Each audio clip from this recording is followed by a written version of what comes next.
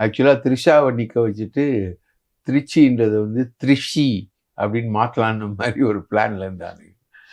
இப்போது திருமாவளவனை வந்து அதான் தான் அது இங்கேயும் திருச்சி த்ரிஷா இப்படி தான் போகுது. திருமாவை நிற்க வச்சு நாங்கள் வந்து உங்களுக்கு வந்து டெப்டி சீஃப் மினிஸ்டர் தரோம் அப்படின்னு ஒரு ஆஃபரை ஆதவ் அர்ஜுனா வந்து ஃபோன் பண்ணி சொல்லியிருக்கு. அதுவும் ஃபோன் பண்ணி சொல்லியிருக்கிறார். இப்போ அந்த நெகோசியேஷன்ஸ் உள்ளே ஓடிக்கிட்டு இருக்கு.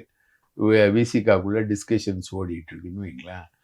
இப்படி தான் எதையுமே வந்து நேரடியாக செய்கிறது இல்லை, நேரடியாக பார்க்கறது இல்லை, நேரடியாக பண்ணுறதில்ல. ஓட்டு கூட அவர் நேரடியாக கேட்கல. ரைட்டா? பல எம்எல்ஏக்கள் யாருன்னே அவருக்கு தெரியாது. அந்த மாதிரி தான் எல்லாரும் ஜெயிச்சு வந்திருக்காங்க. ஒரு 106 எம்எல்ஏ தாவேக்காவே கிடையாது. திமுக, அதிமுக, மதிமுகலேருந்து வந்தவங்க எல்லாருக்குமே எம்எல்ஏ சீட் கொடுத்தாரு. அவரோட அலை வந்து ஒரு பெரிய அலை மாற்றம்.